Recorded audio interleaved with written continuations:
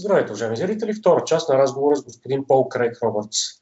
Mr. Roberts, in the first part we talked about the implications of the Biden's presidency for the United States, but can you talk a little bit about what can we Europeans expect from the Biden presidency, and in particular Eastern Europe? Well, I suspect that the Biden regime will reassert American hegemony. Trump was trying to get away from that. He said NATO wasn't needed. You know, he sort of attacked NATO. He wanted to pull American troops out of the Middle East. He wanted to normalize relations with Russia.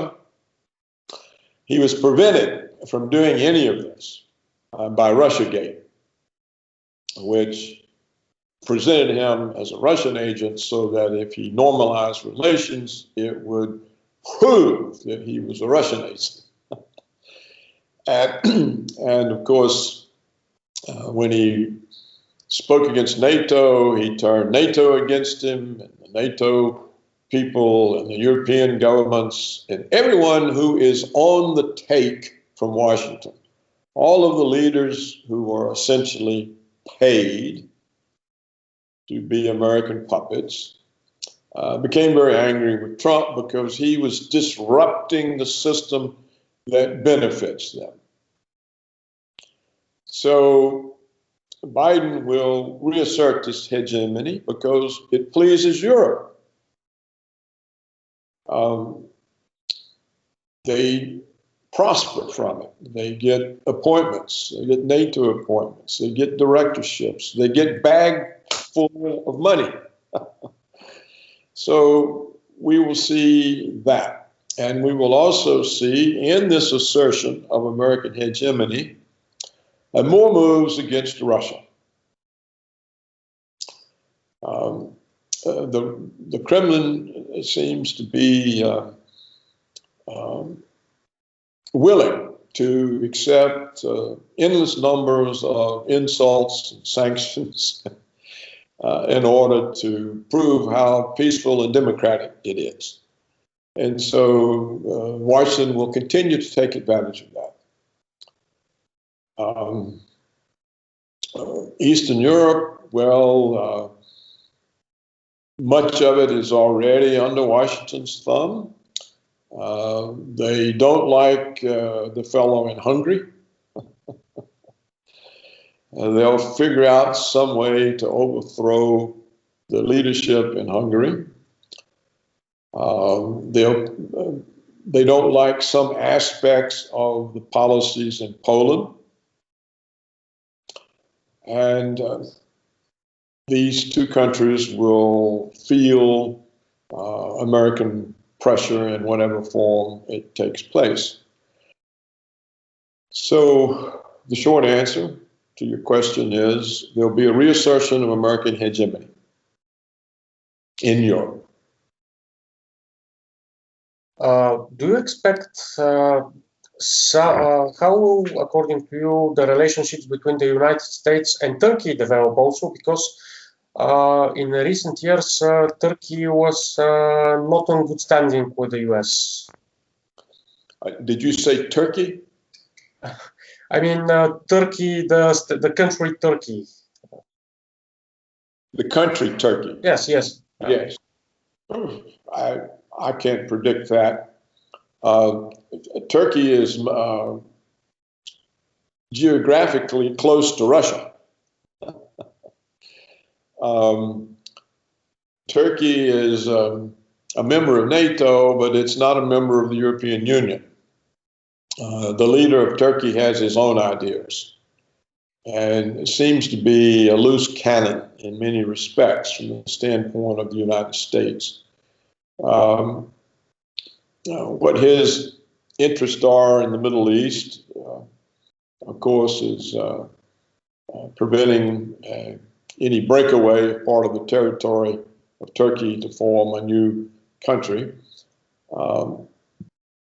But the notion that somehow Turkey would decide to ally with the United States against Russia, it doesn't seem realistic to me in view of the geographical proximity of the two countries and of the overpowering Russian military force. So probably more breakup between Turkey and the United States, NATO, Europe. The fact that the Biden regime will reassert American hegemony, it doesn't mean that the American empire is as strong as it used to be. Militarily and economically, the rise of China is a powerful new force. Russia coming back together and its modern, superior military weapon systems. The United States is a decade or more behind the kinds of weapons the Russians have. So these are big changes. Also, the ability of the Iranians to continue to pursue their own course.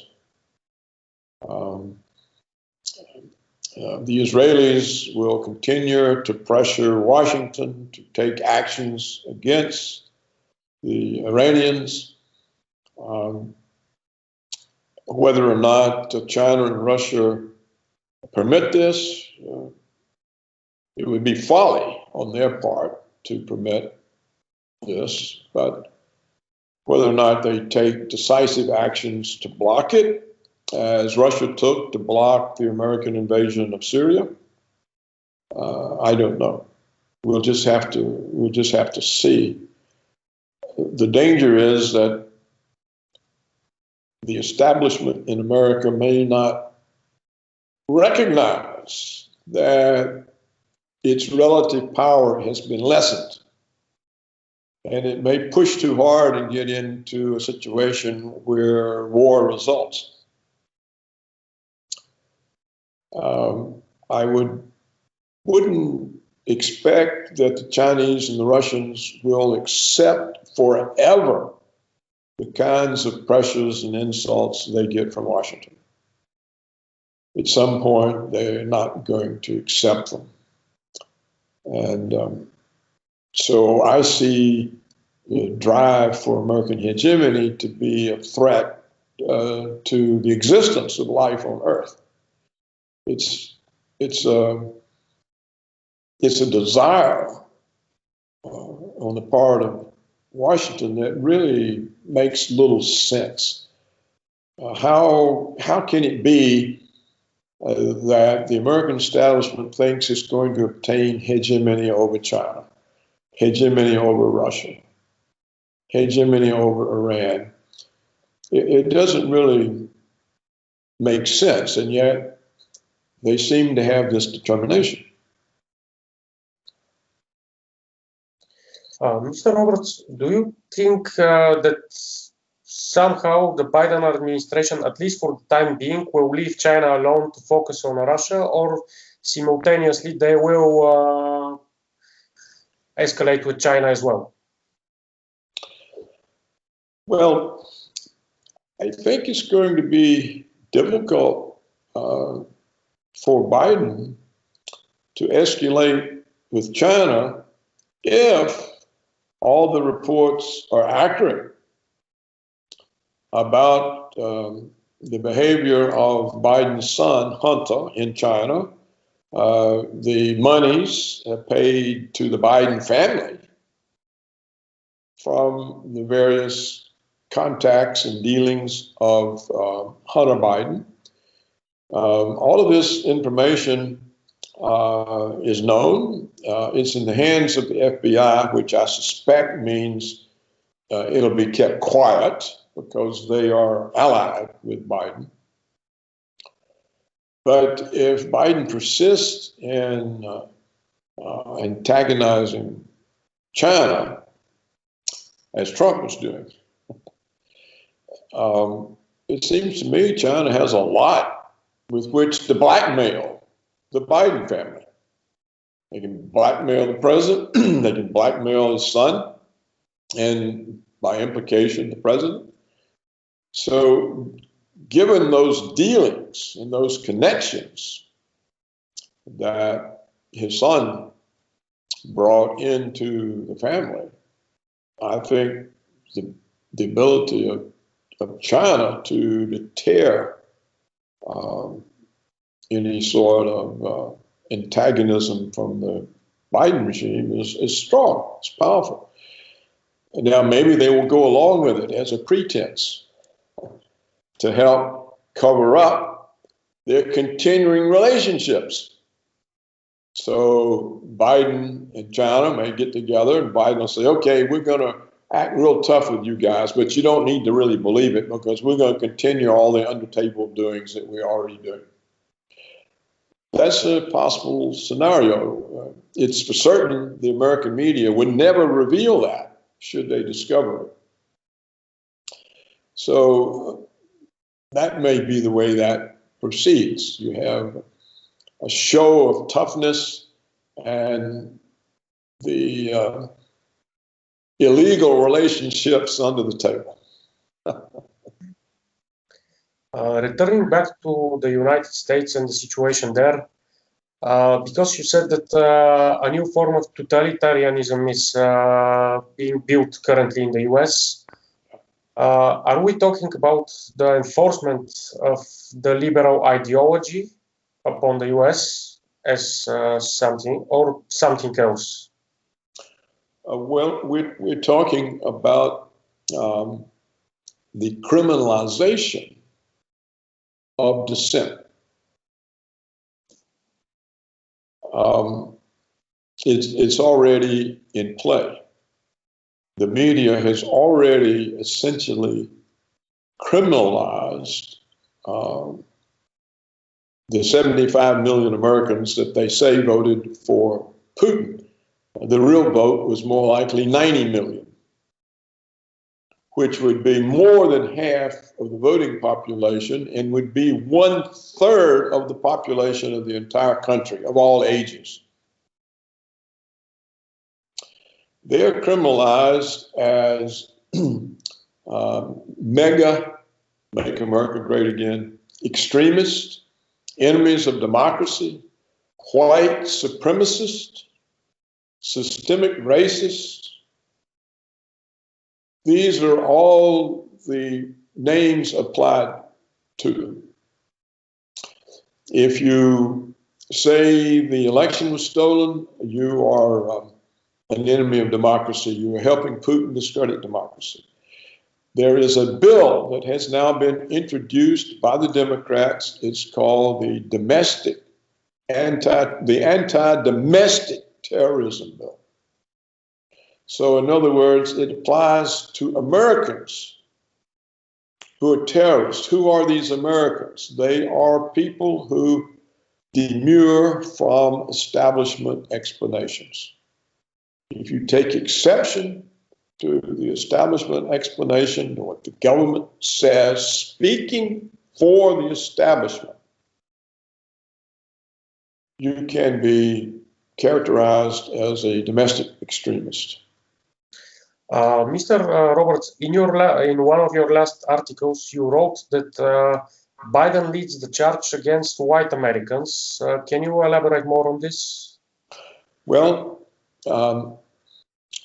for decades, the liberal propaganda has presented the United States as a racist country that oppresses people of color.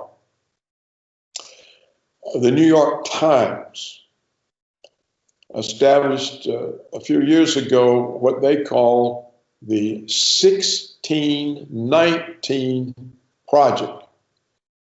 1619 was, according to the New York Times, when America became a racist nation. Well, of course, America didn't exist. It was the beginning of the British colonies that existed for, a couple of centuries before the United States. But in 1619, the New York Times says, and it has a project, it's taken it to the schools, it's taught in the schools. In 1619, the first black slaves showed up in America, and ever since, America has been racist. And everything about America is racist. The Constitution is racist. The Constitution, according to the 1619 Project, was written in order to enforce racism. So this is now the official dogma. It's taught in schools. It's been part of universities for a long time. For example, black studies, women's studies. These are things that create division among the people. And the establishment wants division because if the people are disunited, they can't unite against the establishment. So in recent times, this sort of anti-white propaganda has become more and more powerful. In the United States, white employees of government, the military, and corporations, universities, have to go take racial training courses. They have to denounce their own systemic racism. They have to learn to be sympathetic and understanding of other races, which mainly means they have to accept the insults that they receive from other races. In the United States, if a white person says something that a person of color objects to, he's committed a hate speech. If he is an employee, he'll either be suspended or investigated or fired. This happens even to tenured professors in universities. But if the person of color says something about the white guy has no protection. He can't protest. Nothing will happen to the person of color. So we already see what I spoke about earlier. There is no longer equality in law. The whites don't have the same protection. If a black guy comes up and hits a white guy, this is not a hate crime. But if a white guy hits a black guy, it's a hate crime, and he can be arrested, not just for assault, which is the traditional crime, but also for a hate crime. So he gets arrested on 2 counts. So this type of anti-white racism is now endemic. It's like I say, if a white employee is subject to having to take racial sensitivity training. The black guy doesn't have to go take it. So, and what the Biden administration has done has appointed people in the Justice Department who essentially are black supremacists. Well, you can see how they're going to apply and enforce the laws. So yes, it's there. In fact, we have had reverse discrimination against white people since the 1960s, when they established affirmative action, because no longer is the best qualified person taken. You have to have quotas, the racial quotas, and gender quotas now. So the well-qualified white guy, he has to step aside until there is racial balance, gender balance. Then he can be considered for a job. Well, if you applied that to blacks, it would be called racism.